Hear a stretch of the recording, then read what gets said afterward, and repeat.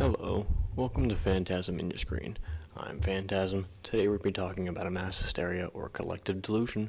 This one is the Seattle Windshield pitting epidemic of 1954. I hope you enjoy it because it's a story about thousands of people in the Seattle area believing their windshields in their cars got pitted due to a atmospheric catastrophe, one of which has a direct line, or had a direct line, to the president. Thank you for being here. I'm excited to do this with you.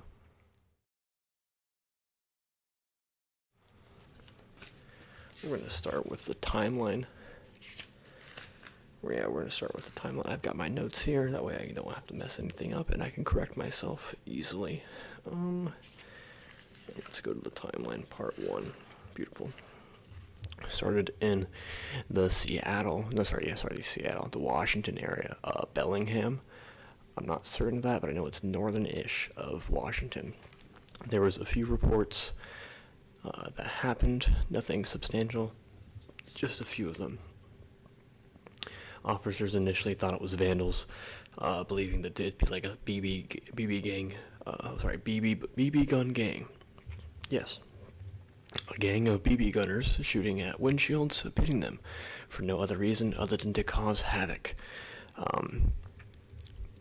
They believe that because that's probably just the general idea of what a whippersnapper or ne'er-do-well was at the time. Now, how this spread is believed to be through word of mouth, so like someone heard or someone believed, the cops said, oh, it must be a gang of windshield BB gunners. So someone that knows those cops heard, okay, BB gunners, watch out for a group of BB gunners. Look out for some BB gunners, they say to their friends, and that word just travels south as they hear about it. And people start going, wait, what was the incident? What's the result of the incident? Oh, it's windshield pits in my windshield, cracks in my windshield. Wait a minute. I should go look at my windshield for the first time ever. There's cracks in my windshield. I must be related to this case. That's how it worked. And after it starting in Bellingham, with only just a few reports, it spread very quickly to Sadro-Willie in Mount Vernon, 25 miles south. And this is in the first week of April now. Nothing crazy yet, but now it is traveling, and they still believe it is a gang of ne'er-do-wells shooting BB guns at cars, likely when they're parked, just to cause vandalism. Then the second week of April, reports start coming in from Anacortes, which is further south. Police set up 2 roadblocks, one of which was in Deception Pass Bridge, and the other which was in Swinomish, which is the eastern area out of there. So there was no way in and no way out, because there's 2 roadblocks. So they searched all the cars. They searched all the people that looked like they could have been ne'er-do-wells. They searched them all. All the ne'er-do-wells were searched. They couldn't find any BB guns. No BB guns. No BB guns were found. So crime remains unknown. Who's doing it? Then we move along to Whidley Island Naval Air Station at Oak Harbor. Yeah, that's right. We're getting the Navy involved. The Navy gets ambushed by this mysterious force known as the Seattle Windshield Pitting Epidemic of 1954. And they think, how do these ne'er-do-wells, how do these kids, how do these punks, how do these BB-wielding punks get into our naval base? We need to lock it down. What do we got? We got 75 Marines. We got 5 hours. Let's find these folks. So they go through everybody. They search every single car that comes through that area, and they don't find a single ne'er-do-well. Nope. They do find 3, I think, other people that reported finding or having received chips in the windshield, pits in the windshield. Now, the pits in the windshield are not very big. They're only like 1/6 of a centimeter, 1/6 of an inch, 1/6 of an inch. Yeah, 1/6 of an inch. Not big at all. Just a crack. just a crack in your windshield. People were going crazy over a crack in the windshield. So 75 Marines search, 5 hours, on a naval base, couldn't find anything. They think, wow, they're shifty. These group, they're shifty. They outsmarted the Marines. Not, oh, maybe it must just be something we're noticing now. Now that hasn't entered the thought process, and it won't for a minute, because by the end of April 13th, 1954, more than 2,000 reports have come in. More than 2,000 reports. From Bellingham to Oak Harbor, 2,000. 2,000 reports. Not 200, not 20. 2,000 reports. Over 2 weeks. 3 weeks. I take it back, 2 weeks. 2 weeks. 2 weeks. Yeah, 2 weeks. Over 2 weeks. 2,000 reports. I don't know how many citizens there were in that area at the time. That's a lot. That's a lot per capita, I imagine, though. I'm going to get into why these reports kind of got out of whack here, but we're going to continue on the timeline. Continuing the timeline, April 14th, Seattle runs its first newspaper headline about the pits, saying how they are spreading and how they are unknown of origin, but it is believed to be from a gang of ne'er-do-wells shooting BB guns.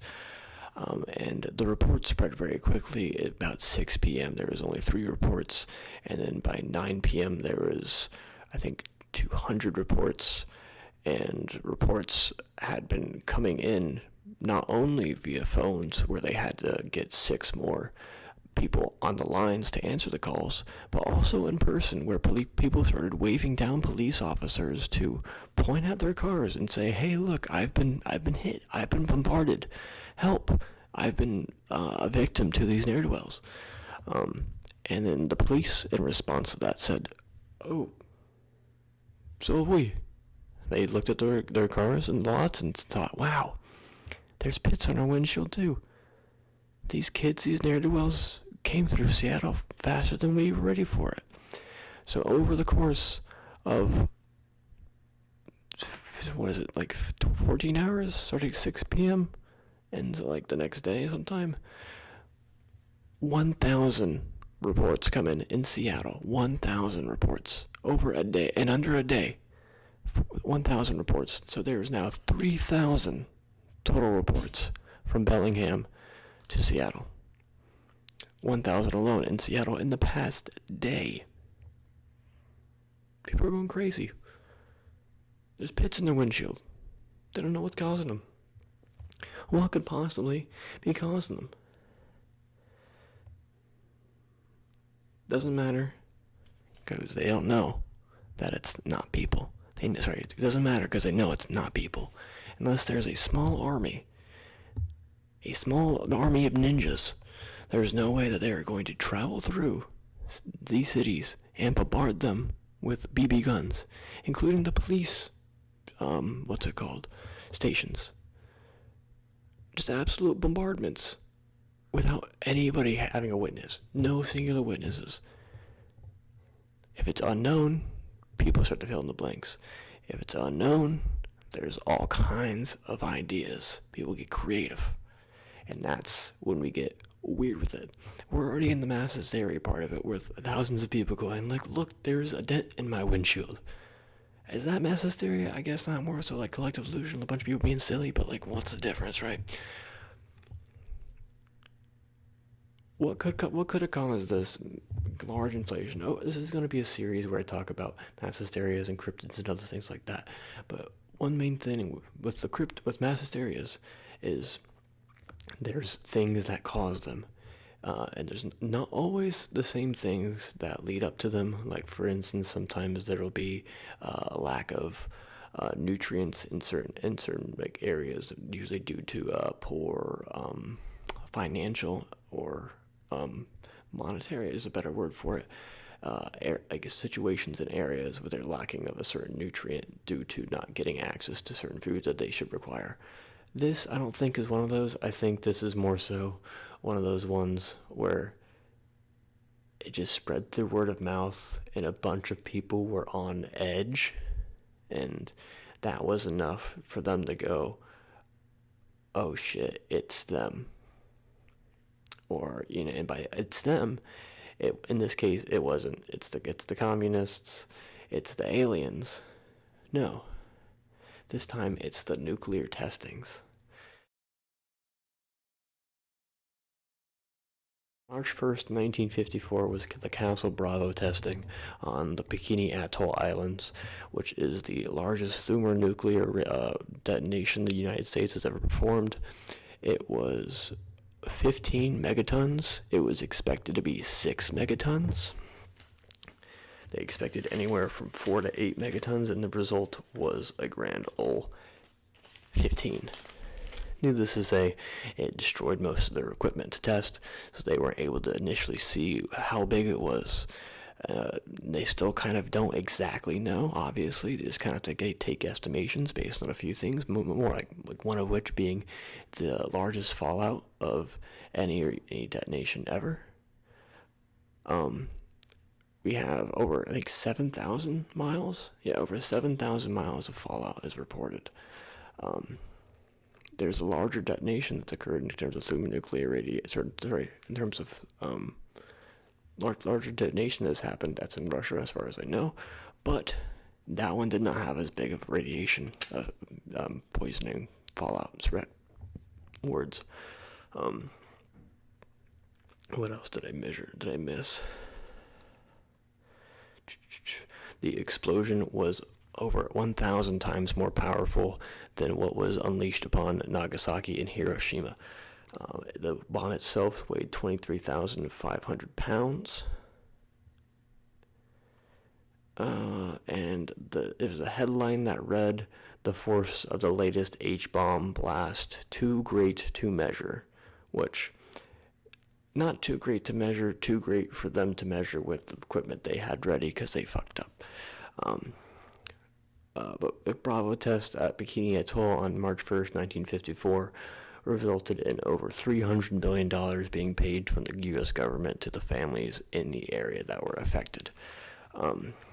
Now, while this was a tremendous failure and catastrophe that did happen in the Bikini Atoll Islands, it didn't affect the people outside the Bikini Atoll Islands, outside of the radiation, the fallout that is, in terms of there was fishermen in the area, there was obviously wildlife, and there was backlash from other countries during this time toward the U.S. about their handling of the situation and the fallout. So that did occur, but I more so mean the U.S. people trying to think of something that was a way for them to be the victim too.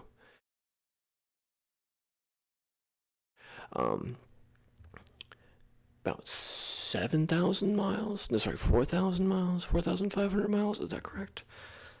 4,802 miles away. I knew I had it written down somewhere specific. So it's 4,802 miles away. That's how far away the detonation occurred. And they believed that not only that something could have happened in the atmosphere that could have caused this to occur, but that it could have happened from the H-bomb testing. It could have happened from a solar flare. It could have happened from marine creatures skeletons being blasted into the sky 4,802 miles away during the H-bomb testing at Bikini Atoll and landing on the windshields, and causing the small blemishes. They also believed it could be acid sprayed from flying insects. It could be vandals traveling south with BB guns. That was the main one. And then, like I said, cosmic rays, which were literally just solar flares, because they didn't know what solar flares were. They were like, "Hey, we just learned about solar flares. Like, it's probably that. It's definitely that. It's totally linked. They came up around the same time. They have to be linked." Then they also believe it could be sand flea eggs hatching. I don't understand that one. I think they do burrow into sand, but I don't think glass works that same way. I'm not a taxonomy guy. I mean, I am a taxonomy guy, but I'm not a doctor. I'm not educated professionally in the field. so I can't touch on that one. They also believe it could have been supersonic waves that were that came from a new electric oscillator that was on a Navy what's the word? Navy base? Yeah, Navy base near Arlington. They believe that that could have been causing some sound waves and other sort of oscillations that would cause a very small pitting in the windshields. They also believe that it could have been coral debris from the H-bomb. It also could have been a shift in the Earth's magnetic field. It could have been a fallen meteorite splitting off. It could have been gremlins. All of those were real ideas that were put forward earnestly from various sources. And there's another one that I missed, that was globules. It could have been globules that were drops of resin that formed in the atmosphere of most manufacturing areas that would sometimes fall down and land through glass. And these are real and they do exist, but whenever they were done with testing later, it's a bit skipping a little bit ahead, the results were not able to replicate what the pitting looked like. They looked vastly different.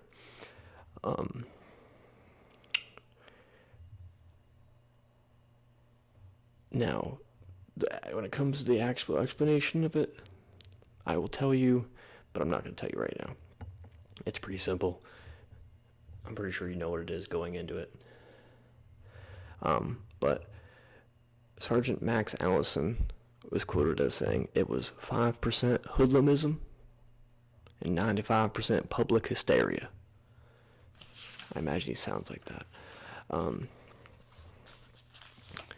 And I'm pretty sure about most of that 5% of hoodlumism was like a copycat kind of thing. What like already heard that it's making news, making waves, and people are like, "Yo, you heard it's a new thing? Do you like shoot BB guns at cars? Trying to go do that? Yeah, I got, bro. You heard it's making news? Let's go take part in that. Let's go have fun and join the bandwagon, friend." That sounds like what would normally happen. In terms of copycat for that, which is not many times, because, like I said, no witnesses to it actually happening. But people did witness their glass windshields bubble up and have the holes in it. They would watch them bubble up. They were quoted as saying, "I got nothing for that." But what I do have is the continuation of the timeline, and we are now at April 15th. April 16th. We're at April 16th or April 15th. And we are still in Seattle. Seattle Mayor Alan Pomeroy wires two men. The two men he wires are Arthur Langley, which is the governor of Washington, and more importantly, he wires the president of the damn United States, Dwight D. Eisenhower. And he says, and I quote, "I urge he just quotes, urge appropriate federal, in parentheses, and state, in parentheses, agencies be instructed to cooperate." So urge appropriate federal agencies to be instructed to cooperate on an emergency basis. In other words, this shit's weird. It's getting weird over here. Tell the people that might, have something to help here. Tell them be ready to help. Very vague, gives nothing, and just calls attention to the most important man in the country. I urge all federal and state, by the way, to be instructed to cooperate on an emergency basis. In other words, I might press the button, and the president's on the other line going, "What the heck? What button am I pressing? What button are you pressing? You're not pressing my buttons." The president doesn't even answer it. Doesn't even answer the call. The governor responds eventually and is like, "All right, I know what we should do. I'm gonna call upon the University of Washington and get some experts, some scientists to look at the cars. And at the same time, the sheriff's department, I believe, also launches an investigation on the cars. And I believe that on initial search, there was very beginning, there was about 25. So yeah, I think it was 25 pits found on cars. And then they went out looking for more, and they found more. You can be like, wow, of course you find more. But at the same time, you can be like, well, I mean, what are they gonna do, not find more? So it doesn't really give anything. It just means that they looked more. You can't, doesn't take away from the argument, doesn't help the argument. It's just factual evidence that doesn't do anything. But when you take scientists and get them involved, and you say, hey, let's go survey some cars with some scientists. So they survey 84 cars on campus and found damage to be overly emphasized, citing lack of damage to the back of the windshields, blowing this case wide open.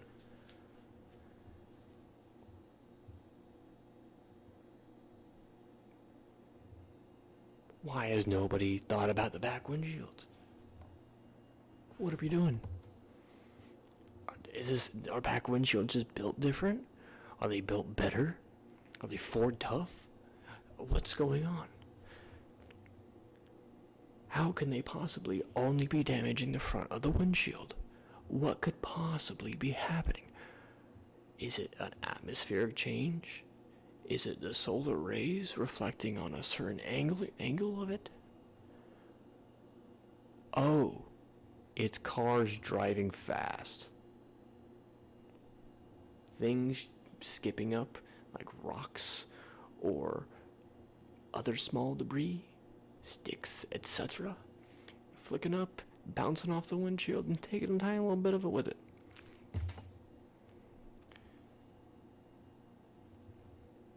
Preposterous theory put forward by the scientists.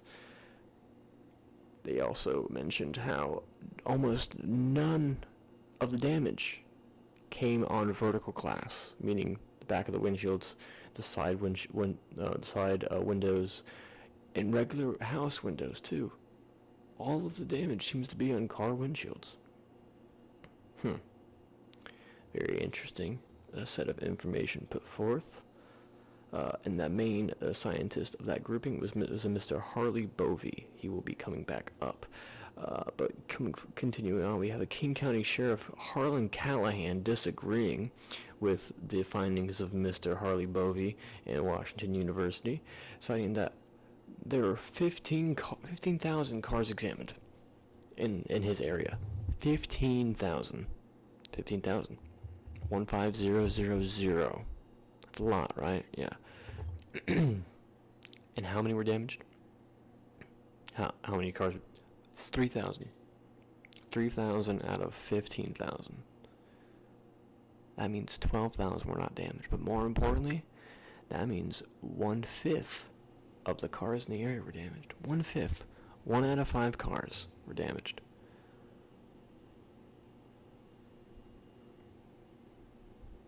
Huh.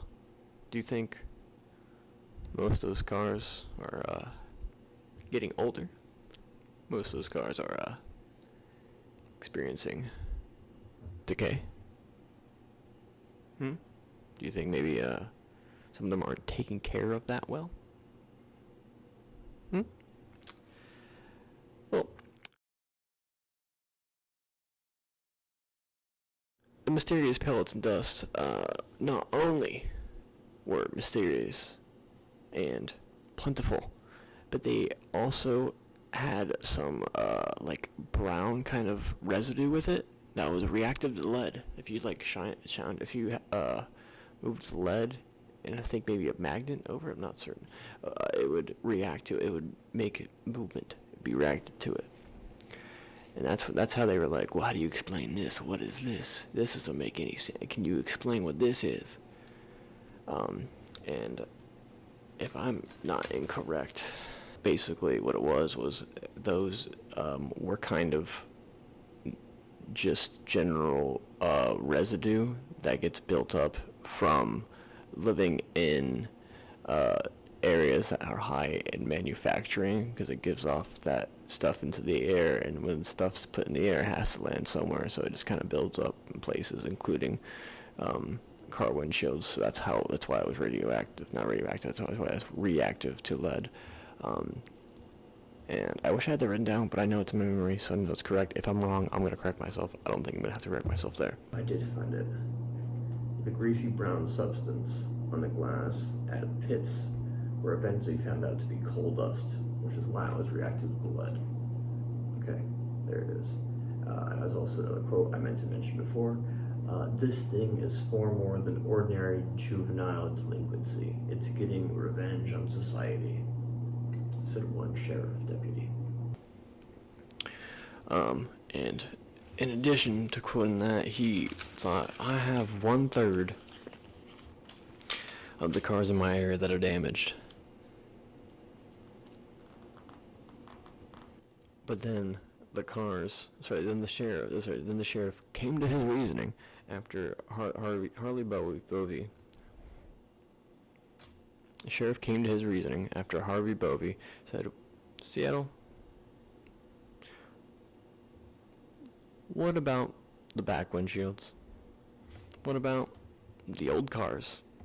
The old cars, the ones that are the 1/3, and they went back and they looked at their information, about 3,000 that were damaged, and they did line up being the more older cars, or the more traveled cars at the very least. And in addition to that occurring, there was also a rise in America of the muscle car, and the prevalence of it and the popularity of it. I know there was also rising speeds in the area. The speed limit had not been lowered yet. There had not been a mandatory federal speed limit yet. In other words, cars go fast, and no restriction on it. The only restriction being how far your car will let you go, and or how fast you will let you go. And well, there was restrictions in some areas, but highways that had just kind of been made and were newer didn't have those, so you could go as fast as you want on those. And obviously, if you go as fast as you want, you're more likely to get things kicked up, and things kicked up faster means more damage, means smaller things that normally weren't creating as much damage on cars are now creating more damage on cars. And all of this could have been easily just noticed, but instead there was people spreading word of ne'er-do-wells shooting BB guns, and which spread southward, I believe, through word of mouth from like mothers talking to each other on it. That's the only thing that makes sense to me. It could have been like, I guess, like neighborhood watch heroes, like fathers trying to be like, watch out for BB. If you see me on BB guns, give him the good old 2-4 for me, cause I'm looking for him. Maybe, but why? And then at that point, they were like, this has to be from somewhere. This can't be from general decay. This is not my fault. This is not the thing I have being pervious. Everything I own is perfect. Everything I own is impervious to the general waste of life. Oh, that's right. The H-bomb went off. That's what this is. That's what this is. This is the H-bomb. This is the effects from the H-bomb testing. 4,802 miles away. Yeah, a bunch of tiny little microscopic, not microscopic, maybe little like microscopic, who knows, skeletons landing on my windshield are causing these small little pits that are, yep, it's these tiny little skeletons. Better yet, it's gremlins. It's actually gremlins from outer space. It is, I'm just so serious that was a quote. Gremlins from outer space is a damn quote in this thing put forth by somebody, which I know, not the most crazy thing nowadays, but like, 1954, someone was like, it's gremlins. Have you thought about gremlins? I know we have scientists on the case, but have they considered gremlins? We can get gremlin researchers on this?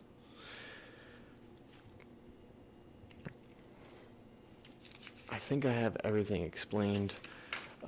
Like I said, the cosmic rays, it was just solar flares were new. They were new. They were newly like discovered. I think at the time they didn't know what they were, what they did, what caused them, anything. I'm sure they don't really know all the information now, but I'm sure they know a lot more than they did. And it was just an easy thing to blame shit on, you know? It's like, oh, I don't know what that does. It's weird though, and it's probably been happening for a long time. What happened? Probably connected. It's connected. It's connected. There's two things in my vision at once. Yeah, they're connected. I'm smart. I'm smart. I don't live in Plato's cave. I'm smart. The globules thing, I do think it has a good merit to it, because like if it generally decays a windshield, and those globules occur in manufacturing areas, typically, in Seattle being a fairly decent manufacturing area, at least at the time. Maybe there's something there. But since the scientist Bovey could not replicate the holes to equal the pits, he deemed that they were not the same, which I think is fair, because one is a chip, one is a like jagged result from a very hard hit, and the other one is like something actually decaying, actually rotting away at something.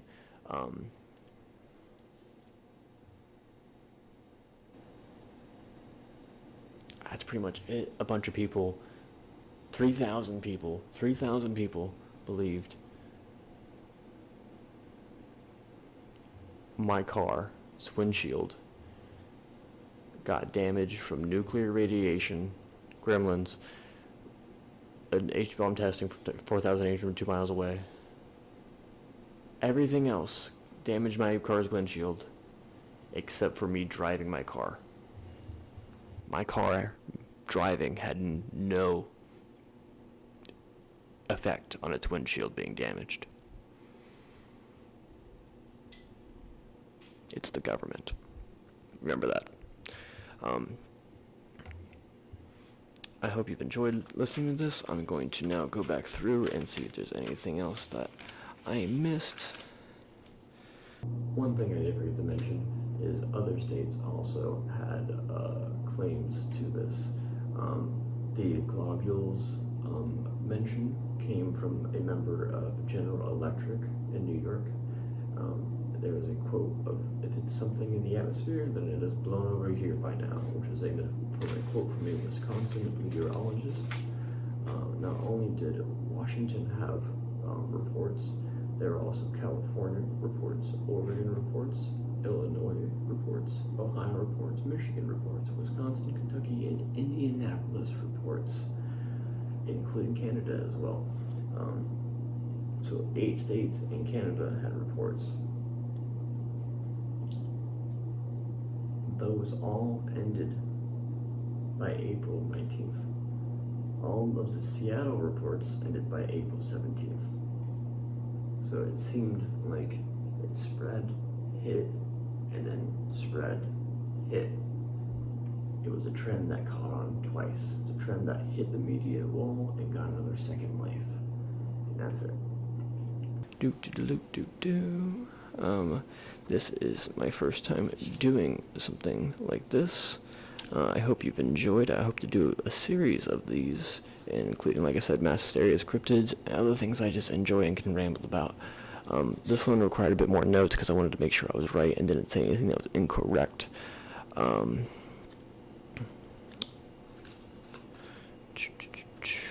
In the description, there will be a link to an article. That article is not the one I used entirely, but it is the best one, because I went through about 6, maybe more articles on the subject, trying to get as much information as I can, and get, like, because I'd think that there would be like one little bit of information from each one that I could take and be like, that's new, that's new, that's new, and compile it all into one like video that's worth watching, right? So I did that, and then I got all this information compiled, and I got one little bit from, well, two little bits from each one, and I was like, this is it. And then I got to this last article, and I read it, and I was like, wow, that had almost everything I had. Almost, not everything, but almost everything I had. I was like, wow. I could have just read this and it kind of almost been done. But at the same time, it makes me kind of good because it was kind of good because instead of reading everything once and then just being, what's that word? When you just do something that's already been done. Being redundant toward the information I learned, but instead there, it was once learning new a little bit, and at the end, like, double checking myself, like I knew all that. Like I said, go read that article if you have interest in reading this manually. They do a good job wording it as well, and they don't just say the events that are described. They have some fun with it too, like I do, but in a different way.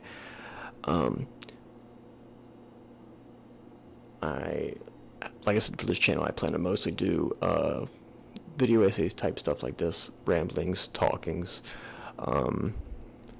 Still fiddling with it, still fiddling around with everything, to be honest. I have an ASMR channel, I'm sure you know, and I also will be having another channel on the side that's for more content that it's more kind of loose and more just unaimed. Hope you enjoyed. This is Phantasm in your screen, and this was the Seattle windshield pitting epidemic of 1954. Thank you.